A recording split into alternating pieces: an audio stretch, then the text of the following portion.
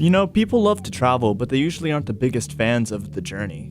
Between crowded roadways and terrible intersections, there's a lot not to like. This week we'll be talking about the ups and downs of transportation. Welcome back to Are We Doing This Right on WEGL 91.1 Auburn. All right, so first and foremost, I'm going to be talking about the, rise and fall of public-private not public-private transportation, personal public transportation. Okay. Public-private transportation doesn't really work out. But that's effectively what it is. This idea is public transportation that's specialized towards you. What makes that different from traditional public transportation is it's not following like a set route and going through a bunch of stops that you don't care about. It's taking you from point A to point B or whatever point that you've like decided you want to go to. Right. So what do these systems end up looking like? Well, there's two different kinds. There's PPTs, which are personal public transport, and there's PRTs, which are personal rapid transit, which I know sounds similar, but the way I think about it, a good example of personal public transport is something like a motorized scooter or like a shared bicycle, kind of like the ones we have on campus at Auburn. Right. Those, they count because you get the bike or the motorized scooter or whatever, and you drive it from point A to point B, and that's specialized to you. But it's not automated and it's not fast. While personal rapid transit is kind of the same concept, but it's usually systems that are on rails or otherwise very efficient and very fast. A good example of this is what I can only describe as a pod car. A pod car. I think the best way to picture it, if you know what the monorail at like Disney looks like, right? That, but squished down a whole lot so it can fit about 5 or 6 people. That would be an example of a pod car. So personal rapid transit is an example of an AGT. I know we're going all over all the acronyms this afternoon. But an AGT is any sort of automated guideway transit. And you see these terms pop up a lot when you start looking into this, hobby. There are actually a lot of people throughout history who've been relatively influential in this kind of thing. What's a guideway in this case? That would be any sort of rail. You could also there have been systems that like follow paths almost like painted on the ground and like, acrylic or like specialized paint, any sort of thing that follows a set path. I know these terms are pretty vague, but the difference would be what would not be considered an AGT is something like a self-driving car because the path at that point is theoretically infinite, whereas with an AGT, it would have to be a rail or a substitute for a rail, even if it's not a physical one. Mm-hmm. So I think another, good imagery is just a bunch of the future of PRTs are kind of meant to be like, in WALL-E when they have those 400 different little pods that everyone's in that are going by. Right. Stuff like that. An ideal system where anyone can just get in a pod and then get taken from point A to point B, theoretically with no limits within whatever the system is.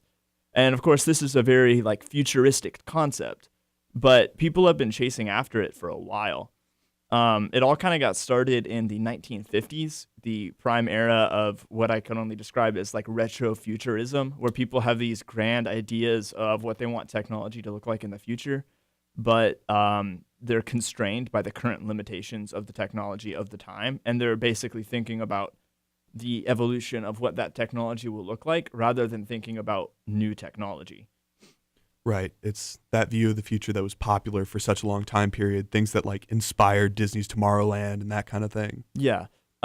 Just the very classic idea of what the future is instead of, just the idea everything's wireless and there's all these giant dishes, radars everywhere, stuff like that. Mm-hmm. People didn't really realize, everything's going to get smaller and just kind of go in a completely different direction. But anyway, in the 1950s, this guy, Don Fichter, he was a city transport planner, and he got kind of frustrated with everything that goes into planning out roadways and stuff for cities because, as I think we'll talk about later, intersections can sometimes be the worst. And this was, if you look at the time period, the 1950s and into the 1960s, that's when the baby boom is going on.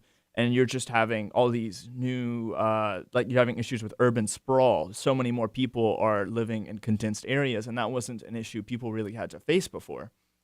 So they were trying to figure out new solutions to stop people from being stuck in traffic for like 5 hours. Right. And this is also, like you said, urban sprawl, but really most people would think like suburbs, right? Yes. So you're dealing with people who are largely moving out of city centers, but then have to get back into them to work. Exactly. So you have people who want they don't want to live in like tiny apartments. They want their large home, but the more of these you put in a spot, the more spread out everything gets, and everyone has to then drive from their house to work every day, and everything gets more crowded. And I don't think air conditioning worked very well in cars in the 50s and 60s. It didn't. Yeah. So there were a lot of reasons why you didn't want to be stuck in traffic. So he published this book in 1964, and it started what I've heard referred to as kind of like the space race of these pod cars, the space race of personal rapid transit. You just had a lot of different people who wanted to figure out different ways to make this system work faster and like kind of replace the car, which of course is very ambitious. And as we know now, didn't really happen. We all still drive cars everywhere. We don't get in tiny little pods that zoom us from point A to point B. Right, right. So there was this guy, Edward Haltom, I believe, and he was studying the monorail.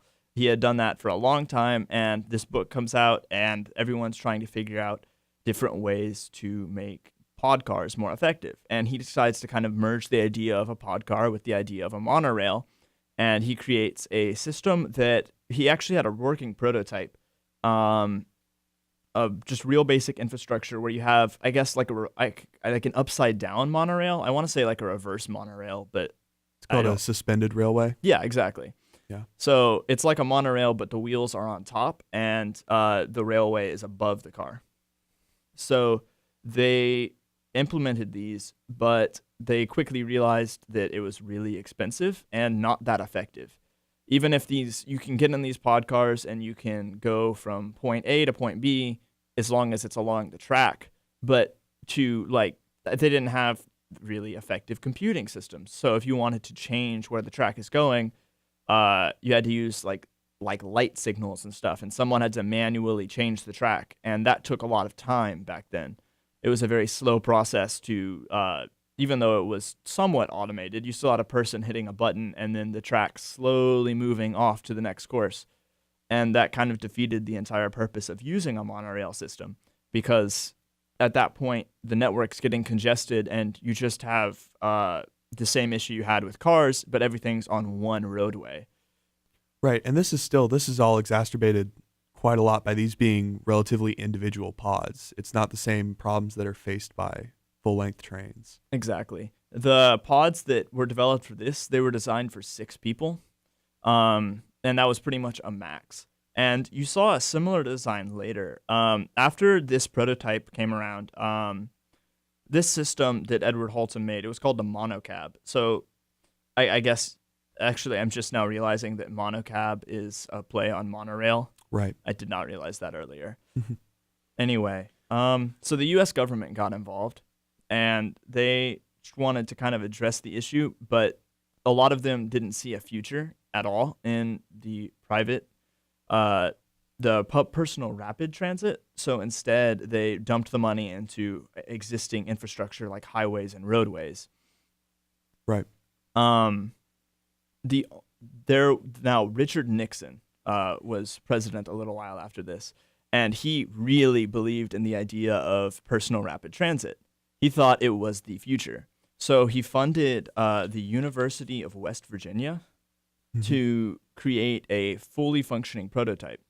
And they did, and it's still in use today on at the university campus. Right, and so did they have a normal bus system, or is it just the rapid transit? I think they have a normal bus system now, but almost everyone just uses the personal rapid transit. It has, I think, 73 pods active at any given time. So you're only waiting 1 or 2 minutes if you miss your bus, quote unquote.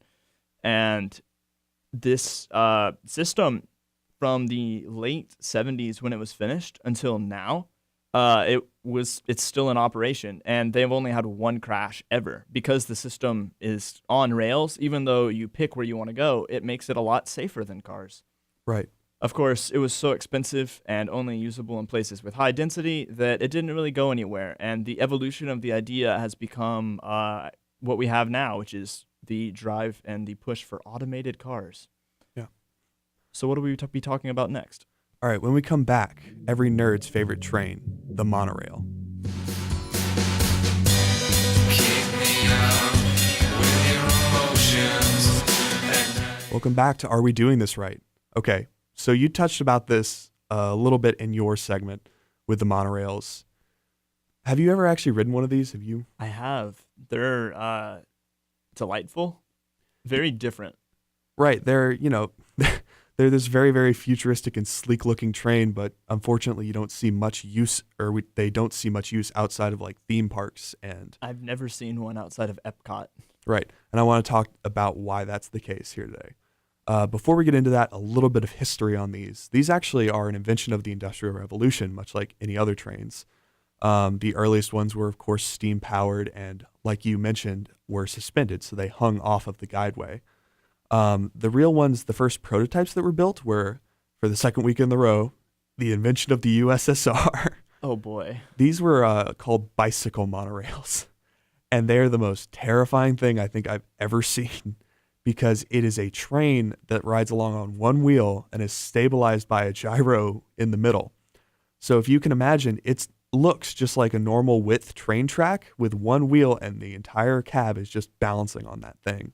Did they ever run into any issues with that system? Oh yeah, of course they did. It never actually made it beyond the prototype stage, but that was just as much a fault of World War II starting as it was the thing not being that good. Yeah. We tweeted out a picture of one earlier when we were announcing what the show was about. So go follow our Twitter at AWDTR pod. The main kind of use of them really came into being in the 1950s. Like Ezra was talking about earlier with that retrofuturistic aspect of things, these trains are sleek and fast. They were the future.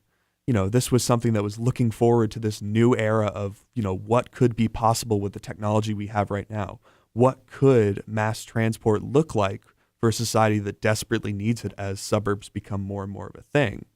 And so you get these concepts. The problem is that eventually they stop seeming so practical, right? Yeah. So they end up in these like celebrations of technology like Disney World at the time and the World's Fair. They were used as transit there. But when you start approaching metros about them, those types of cities are very, very averse to change of things like transport systems. These are a huge investment, any transit system, not just monorails, but just convincing a city to try something unproven, even though the general public would be so like excited about it, that you're fighting an uphill battle essentially. Do you know when these kinds of things were there ever any plans to implement these in regular cities? There were quite a few, and in fact, there still are. We'll get to some of the later ones, but in America, it was mainly a peak of the 50s and 60s and kind of running into problems after that. I think the closest one we had to a functioning monorail was Seattle, and even that is a two-stop monorail that, while it works, and it works very, very well, doesn't carry that many passengers. It's more for the novelty. Right. One of the sad things about monorails is that they can often be seen as just another tourist attraction because they're on elevated guideways, and the views are generally very good out of them. The elevated guideways are actually one of the main problems. So when I say guideways, I mean track, and monorails don't run on a normal track, right? The modern iteration are what's called beam huggers. So they are effectively running on rubber wheels, but they have to have some sort of concrete beam to run along. So if you've ever seen the ones in Disney World, think like those giant concrete piers that they're sitting on. That's how they run. Right, that kind of thing. And along every part of its path, you have to have even some sort of like concrete block like that. Even if they're running at ground level, they don't have to be elevated, which is one of the biggest problems with them. Is building that is very, very expensive compared to quote unquote light rail, which is things like subways, where you can effectively just kind of level the ground out for the the 6 feet that you have to do for the track width, and then lay down tracks. So the upfront cost is already a lot higher than most kind of personal transit systems, or not personal transit systems, mass transit systems. Are there any advantages once the infrastructure is in place of the monorail over, say, a subway? Well, there are actually quite a few. I mean, they cost usually less to run than subway systems by just a little bit, just by nature of being lighter and taking fewer cars. You also have things like people.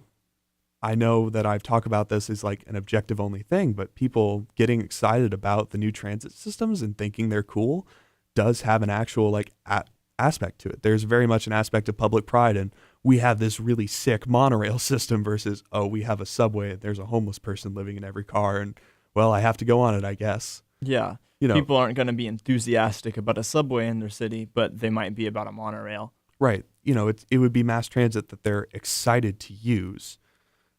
And because of the kind of upfront cost of them, cities don't use them much, at least here in the U.S. Something like a fleet of buses or a subway is much cheaper when you have that kind of density. And unfortunately, most of these get kind of relegated to shuttle type services. So airports, things like Disney World, like we've mentioned. Airports have monorails? Occasionally, yeah. So sometimes big airports will have multiple terminal buildings. So I know Birmingham doesn't, but somewhere like Atlanta, let's say, where it's a huge hub. They'll use a monorail system to get passengers between the hubs. Right, or some sort of transit. I think the only one I've actually ridden on was Minneapolis, and I don't even think that was a monorail, but they've got some sort of tram or shuttle system that runs you between the different shuttle buildings because these international airports get very large very, very, very fast. Okay. Now, we've talked about all this about why they've never kind of caught on just because of the simple impracticality of them, especially the suspended ones. The suspended ones were much older. There's only one still in use today in Germany that's, again, just a tourist attraction. I suppose the suspended ones are probably a little riskier. Well, it's not even a risk thing. I mean, they work just the same as normal trains. I mean, you're up at elevation, but it's just those are harder to switch. Those are harder to build. The trains are usually harder to build because you have to build something meant to hang and that kind of thing. And at the stations, you have to build the grade even higher. You couldn't build them at ground level if you wanted to. Of course. Right. There actually has been some pushback against this kind of common narrative of monorails were the future and were honestly seen to be impractical by my favorite new organization that I got to find out when researching this, the Monorail Society. Oh. So this is a group of people that was excited about monorails, that felt that they were being unjustly kind of pushed down and suppressed by light rail manufacturers and things like that. They think it was a lobbying issue? Well, they're not totally wrong. Going through their website was very interesting, like couple hours for me. But they present very, very convincing counter arguments. So the upfront costs are generally exaggerated from their point of view. So like I said, you have to build these at grade, or you can't build them at grade, right? Which means ground level. Yeah.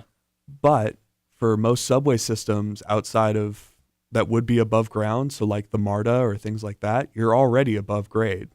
A lot of MARTA runs on elevated track above the street level, so there's no reason that would cost more than a monorail. In fact, that elevated grade for the light rail costs more because those trains are heavier than most monorails. They one of the things they harp on is that light rail is kind of a misnomer because it's very heavy, very inefficient trains.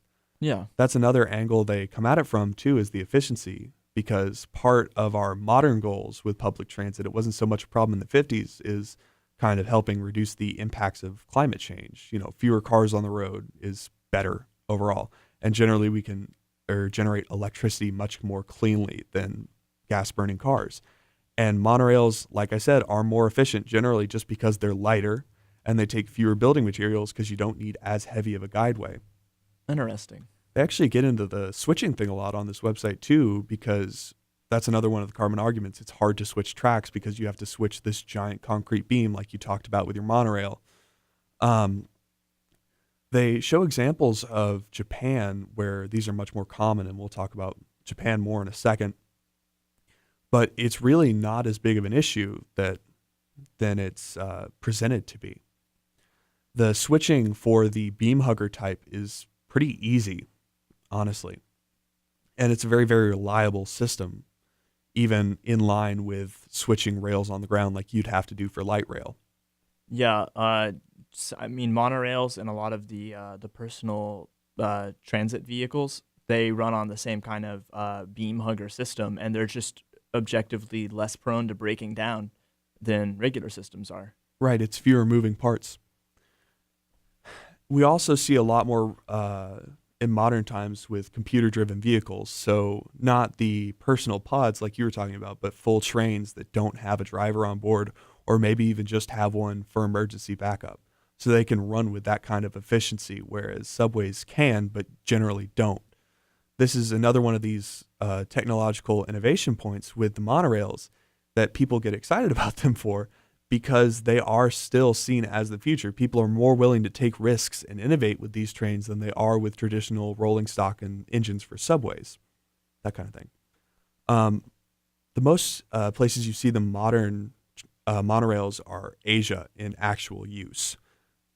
So the largest of these is Japan, and the Tokyo monorail, which is the most commercially successful by a wide margin. It carries 100 million passengers yearly on this system. That's incredible. That's over 275,000 people on most weekdays with 4 minutes between trains. I mean, for a system that's inefficient and expensive, it sure does seem to work incredibly well in one of the biggest, most dense metro areas in the entire world. They've also been expanding recently into China, into different parts and inner-city travel. And this is, again, one of those things where it's like, this is showing technological prowess. They are advancing. This is something that they are willing to funnel money into. Because it gets people excited. Right. It is saying, hey, we're not behind the rest of the world. We are right here. We've got this cool technology. We can compete. Yeah. And, I thought most of this was in the early 2000s, but the most recent one was a Korean city, the fourth largest city in South Korea, called Daegu, which opened in 2015. And I can't get daily passenger numbers like I can for the Tokyo ones, but it still seems to be a very successful thing. It even covers a longer distance than the Tokyo monorail and with more stops. It's almost a sad thing to see how little they've caught on in the U.S. You're But right. I think it's a much bigger problem of how public transport works in the U.S. It's kind of unique because of how spread it out it is here and how far we are from most of our cities, compared to the population density of most other major countries. We are hugely, or just very, very little density. Yeah, we're very spread out. Right. I couldn't imagine a monorail system in somewhere like Birmingham, where we're both from the metro areas, taking people into downtown. It just wouldn't be feasible. No, it's too much of a distance to travel. Right.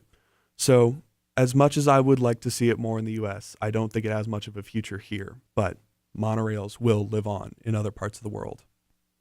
When we come back, the development and future of self-driving cars. Your best friends won't be your friends anymore. They won't pretend anymore. Welcome back to Are We Doing This Right on WEGL Auburn. All right, so we're going to be talking a little bit about self-driving cars. And first, I want to talk about why self-driving cars are the natural progression of public transportation, or really just transportation, especially in America. So the same issues that we were running into with things like the pod cars and systems like that, where they're difficult to add infrastructure because America is so spread out. People in general want to go very far distances, and their commutes from one person to the other are often very different. So public transportation becomes more difficult. Self-driving cars kind of eliminate that factor because the car drives you. You go from point A to point B. There's a lot of reasons why, especially in America, there's just a huge market for it. And companies have been working on it for a while. When you say a while, how long? Well, the first real, at least the first public real progression of self-driving cars would be with Google in 2009 when they retrofit a old car to drive itself, and it still had a steering wheel and everything like that. And I think they were actually just using real simple motors to physically turn the steering wheel. It wasn't very fancy. It was very much just a proof of concept, but they had a basic AI that was able to drive through different driving courses and drive around Google HQ and places like that. And it worked relatively well, and it showed that the future of self-driving cars is a lot closer than we all thought. Even since like the 60s, people have dreamed of self-driving cars, but people didn't really realize until 2009 that that era is coming up really quick. Google, Tesla, Nissan, they all predicted that that self-driving cars were going to be quote unquote mainstream by 2020. They've since adjusted those claims to about 2022. Personally, I think it's going to be more like 2025, 2026, but they are definitely coming. I mean, even just watching the early development of like Google's car and following it in the news at the time, I would have never thought that they would have progressed as far, even into a consumer product as of now, like the Tesla, that we would have even gotten to this point by now. I thought that was just a flash in the pan. Exactly. I don't think anyone realized it was going to happen so quickly. So every major brand of car company is working on self-driving cars because if it is the future of their industry, then they all want to make sure that they have the technology prepared.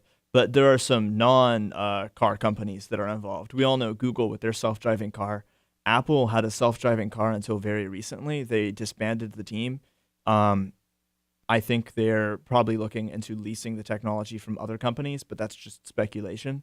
Right. And Microsoft, rather than developing their own self-driving cars, they've created a simulation tool for companies like Google and Tesla to test their new driving AI in a safe but realistic driving environment.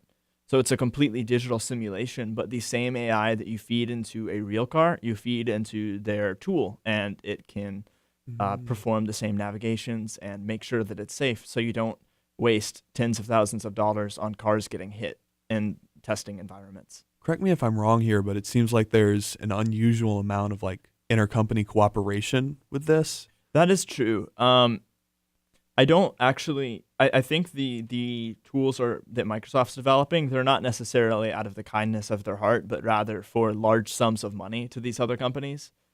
It's not. The cooperation is more. Self-driving is such a huge ordeal. It's so difficult to work and create properly because there's so many variables that every company cannot create their own individual solution. That's just a non-option. It's like if every company needed to create their own operating system from scratch for their software. It's just such an exorbitant task. So a lot of the companies work together out of necessity because if they don't, they won't be able to compete. And when your product determines if people are going to get in car accidents or not, when lives are on the line, it becomes essential. Right. Okay. So Google's self-driving car, they've had since 2009. When Google split into their parent company, Alphabet, they also split the self-driving division. It's called Waymo now. It's its own completely separate entity from Google. It's still building off the same technology. It's still cooperating with Google, but it's a separate entity. And they haven't had any deaths with their self-driving cars. And with all the ones that they've rolled out, they've traveled over 10,000 miles without a driver even in the seat. Oh, wow. Or sorry, 100,000 miles. Let me clarify.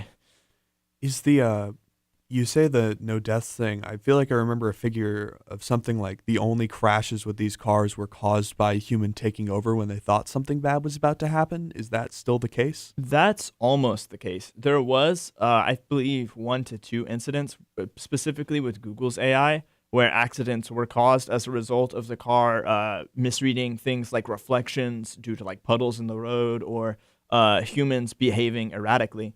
And so even though the blame could be put partially on the environment, in these 2 situations, Google got into legal trouble because it was the action of their car that put it in a dangerous situation. I think they hit a bus a few years back. They swerved into it like straight up turned directly into the bus. Oh God. Yeah, the sensors went awry or something like that. They haven't had no one got seriously injured, and there haven't been any incidents like that since then. But there's a lot of general fear in the public for self-driving cars. Yeah, the chaotic evil D&D player in me that just got the idea to start like painting pictures of intersections onto the sides of buses. Yeah, that would really confuse Google's AI. Right now, what they're doing for testing in Phoenix, Arizona, and Chandler, Arizona, they actually have a self-driving car that you can. There's an app, and the car can pick you up and take you to your destination, and it's just running almost 24/7 there. I think they might have more than one. Just gathering data. It's been deemed safe enough at this point in time, and that car in Phoenix has had, I think, 0 accidents as of this point in time. So is that kind of like a de facto PRT? I mean, even though it's just one car, does it fill that kind of same purpose, would you say? Yeah, it really does. Of course, the future, or at least it looks like the future of self-driving cars is mostly in the consumer, not the commercial application. There's a ton of commercial application for it. Specifically within like the truck driving industry, there's a lot of just, I guess, fear by truck drivers, but just awareness in the industry that field is going to disappear almost entirely because there's commercial use for it. Right. Self-driving trucks never have to take a break. Exactly. They don't have to take a break. They don't have to pay for the driver. And when you have companies like Amazon transporting just massive amounts of goods across the country every single day, they can save probably billions with self-driving technology. You know, I'll be honest, before this segment, I'd only ever considered the consumer aspect, but I would honestly see it moving into trucks that much faster than in the commercial market than in the consumer market rather, because the commercial market has so much more of an incentive to get that automation working. Exactly. We're going to talk a little bit about specific car companies and what they're doing, and that brings me to a good point. Tesla actually has a mostly functioning prototype of a fully electric truck like that for transporting goods. It's all electric, and it is automated. It doesn't need a driver. They're not designed for consumer use. They're designed strictly for commercial use. And when the car is trucks already use a lot of money on gas anyway. Right. So you can save some of that money by making the truck electric. And in turn, the truck will know what superchargers it needs to stop at along the way to its destination. It doesn't have to sleep. That's just like, you see so much of the like fear about the automation consuming multiple industries, but usually it's service industries. I would have never, just trucking in general, that would have seemed too human to automate, but I guess that makes so much more sense now. It honestly, I feel like that's going to disappear a lot earlier than things like the cab and taxi industry. Although Lyft and Uber are both working on their own self-driving solutions. I think Lyft is currently partnered with Google. Uber recently got in a lawsuit with Google over having stolen industry secrets. Really? Yeah, so that's probably why Google isn't working with Uber on this. But Lyft is working on deploying, just like Google's car in Phoenix that drives people around, they're looking on deploying maybe entire fleets of those to major cities like New York. Of course, there's the issue of legislation. Places like New York City in particular, they're not as necessarily warm to this idea, partially because you have a lot of lobbying by the taxi industry. But also, people are just kind of scared of the risks associated with self-driving cars. Right. I mean, you mentioned New York City, but I already think of how much more erratic it is to drive there than most places. I mean, New York driving, it is insane, especially with just intersections and how dense it is. Exactly. I mean, if your self-driving car isn't top-notch, I would imagine the chaos that one of those could cause by just going a little bit wrong in reaction to another driver. The interesting thing about self-driving cars is the more you have on the roads, the easier and safer it becomes for the self-driving car. Right. Because they can send and receive data to each other. Something that's been implemented recently, actually in Tuscaloosa, just down the road from us, they have installed in intersections sensors that transmit to the self-driving car's AI or API. so they can receive specific data about what's going on in that intersection and that they couldn't do with their internal sensors. Right. The lights on the intersection have cameras and stuff in them, and they're sending that data and that information to the self-driving car, and it helps make it safer. Wow. Is Tuscaloosa the first place to do that? It is not, but I couldn't find any other examples. But that implementation in Tuscaloosa is very recent, and 29 states as of right now have some degree of self-driving legalized. I was actually surprised to see Alabama on the list. Mm-hmm. They recently put legislation for fleets of self-driving trucks are allowed to drive through the state. Wow. That's awesome. Yeah, there are not self-driving trucks yet, at least not being deployed. But of course, the legislation has to come first. And it looks like, in general, we're all moving in that direction. People have a lot of fears. There's a lot of moral questions on whether self-driving is good or bad. But it looks like one way or another, we're moving in that direction. All right. When we come back, the bad roadways and intersections that we deal with every day. Certain yet, haven't had a chance to yet. Maybe by the time we Welcome back to Are We Doing This Right? So, Grayson, are you going to tell us a little bit about intersections? Yeah, intersections. I led this in with bad intersections, but I think you'll have a somewhat different opinion by the end of this, because that's what I led in trying to talk about when I was writing this portion of the show.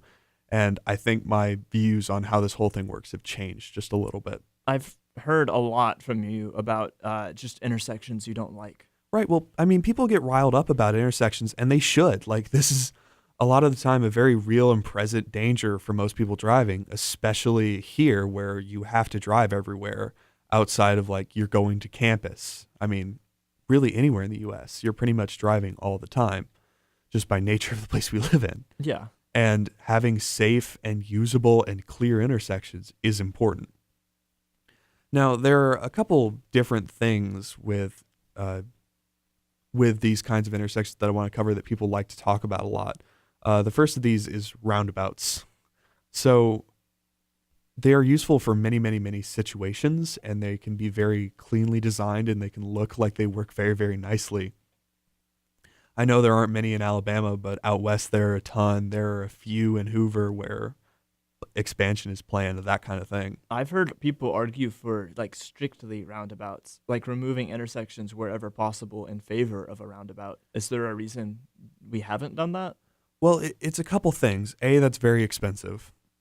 And B, the practicals of using these aren't always the same. So the point of roundabouts, if you don't know, I'm sure you've driven through one, but the whole idea is that you can have a controlled intersection without need for a stop sign or a red light. Yeah. So you would just have a yield, and you have drivers following the rules, and they work as they should.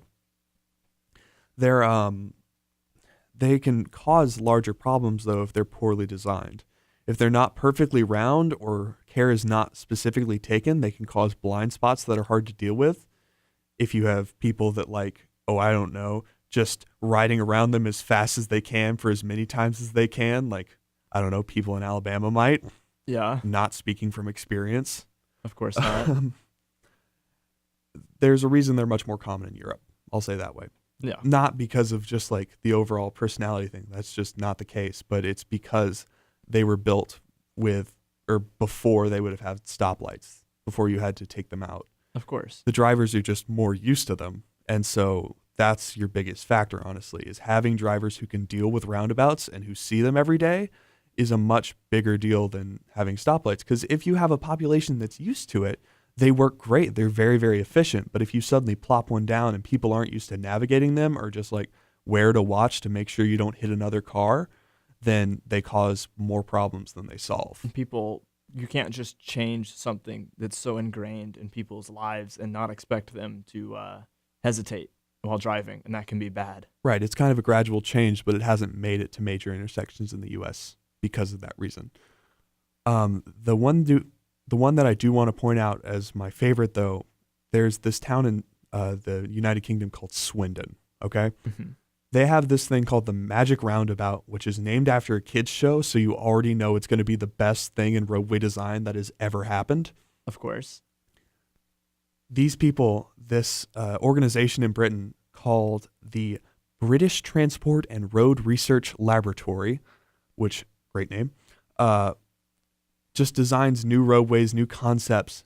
They designed this roundabout that's 5 smaller roundabouts leading into one bigger roundabout that goes the wrong direction.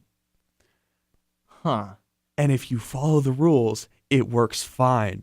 But if you've never seen one before, it's terrifying. Yeah. If you look at it's hard to even visualize. If you look at it from the overhead, it's awful. I would stay miles and miles and miles away from this thing. But here's the thing, it works perfectly. Because everyone in Britain knows how to navigate a roundabout. Well, not even that. People in Britain hate it.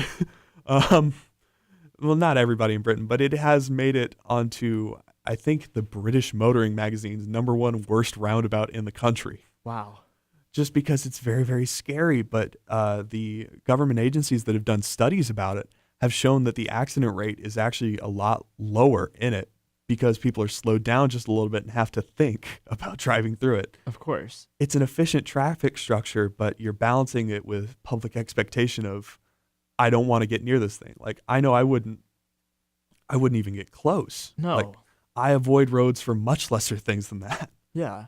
Just like I avoid Brock's Gap back in Hoover just because it's slow. It's like, very slow. yeah. That's kind of an overarching story of these kinds of bad intersections and roadway designs of we have to be very careful to match public perception and efficiency. The next thing on that list that kind of feeds into that is roads that used to be different types of transit. You and I are both from the Birmingham Metro. We're from Hoover. Have you ever actually driven through 5 Points downtown? Yes. Okay. It's a struggle. So for people who don't know, there's this neighborhood downtown Birmingham called 5 Points South. It was what was called a streetcar suburb. So in the mid or early 20th century, when we still had streetcars, it was marketed as a place that was cleaner and nicer than downtown Birmingham, and you could ride the streetcars in and out. It only existed because of public transit. But this kind of became a hub for like student living and arts and things like that. It was a cool place to live. It still is. Yeah. But you had this thing, this structure downtown where 5 streetcar lines converged into one place, and it was like a major stop. There were tons of shops and restaurants, things that shot up around it. There's a Methodist church down there with this cool fountain. But that was its original purpose. It was a streetcar hub. So you didn't really have to worry about people driving through it all the time. It was mostly just for these kind of pseudo trains that people would ride. But it was just a structure that wasn't that big of a deal. And then the streetcars went away, causing today's problem of downtown Birmingham now just has a 5-point traffic light controlled intersection that comes together in one just big square. And I'm sure for people who live downtown or who live in 5 Points, this is not a big deal. I've driven through it twice. It was terrifying the first time, not so much the second time. The first time was much more of a problem of the person who we hired to be my driving instructor at the time, who was taking me on like a 1-week crash course so that we could get the insurance credit, just took me through that with no warning and said go left. And I have never had to ask which one when told to go left at an intersection before. That's terrifying. Yeah. And so it's again, this structure. And I didn't really understand why we kept it at all until I was reading through the 5 Points South history websites. And this place is on the historical register. It's a very cool neighborhood for that reason. I didn't know there was so much history behind my least favorite intersection. Right. And I'll be honest with you, even though I don't like it from a technical perspective, my opinions have kind of swapped about it. I've softened up on 5 Points. It's one of those things where we keep it around because of the history and not because of the efficiency. It's like the inverse of the magic circle, or not the magic circle, the magic roundabout that we were talking about earlier. Yeah. It is something that's so unique and different about that area of Birmingham and all the stuff that's cropped up around it that we keep it specifically for that reason. Sure, it might be better served technically by a roundabout, but what would we lose in switching over? It's not 5 Points anymore. Right. And, sure, the neighborhood would still exist, but it's such a unique feature of that roadway and points back to the history that I just didn't know that before. That's a very uncommon thing that people just don't get told. Exactly. Yeah. Maybe people would hate it less if they put up like a billboard or something. Yeah. If everyone knew why 5 Points existed, the world would be a better place. The third big feature of roadways that are bad is things that were never designed to handle the load that they have to. This is much more of a problem, or a very appreciable problem, in London and Great Britain. So the first point here is that London is basically a fluke. It is geographically and population huge. Like, it is way bigger than it should be in any sense of the word. And it is an incredibly old city. Both of those factors kind of contribute to how bad the roadways are around it. It's difficult to change. Right. It's one of the most people spend more time in traffic jams around London than almost any other place in the world, because of the fact that it was never really designed in the first place. I mean, most roads in London were never designed to have cars. Most of them weren't designed. They're just that old. And so you get around for such a long time with so much of this traffic that you get to the early 1930s, and people are starting to try and find different schemes to deal with that. Part of that is an idea called the ringways. Okay, so ringways are roads that branch off from major roadways and go around cities. Britain they call them motorways. They're a lot like the U.S. interstate system. So they're 6 lanes wide. They're very, very fast, that kind of thing. And we also have these ringways. If you've ever been on an interstate that's 3 digits and starts with an even number, you're on a ringway. Congrats. The problem with the United Kingdoms is that after they started being built after World War II, and they had the opportunity to build these very fast roads and these ringways, they didn't start being built until the mid-70s for the ringways specifically. The project was canceled. And so they reconnected what they had left, but what you ended up with, what was originally going to be 4 ringways, ended up being 1. And so there's this incredibly high amount of load that isn't even seen really as an actual ringway by its modern population. And this is just honestly sad to see that the project didn't go that far, but there's another dimension to it, like always. Like I've been talking about through this entire segment, you're balancing public perception and efficiency. Of course. And while this isn't very efficient, London would look a lot different with these roadways through it. And I think the figure is half of Londoners would live within 2 miles of basically an interstate. Or not even 2 miles. It's something so much shorter. But for a major city, that is incredibly damaging and changing to the landscape and for people that live inside the city. Of course. So in a way, this project failing almost saved a lot of things. It really isn't perceived to be as bad as it could have. So while it's inefficient, your quality of life might be a lot higher because of it. All right. Thank you for listening to Are We Doing This Right on WEGL 91.1. You can hear us every week on Fridays at 2 to 3 p.m. You can also listen live at WEGLFM.com. Follow us on Twitter at AWDTR Pod for updates of when we're going live and for postings of the show on YouTube. I'm Grayson. I'm Ezra. And this has been Are We Doing This Right? Thank you for listening.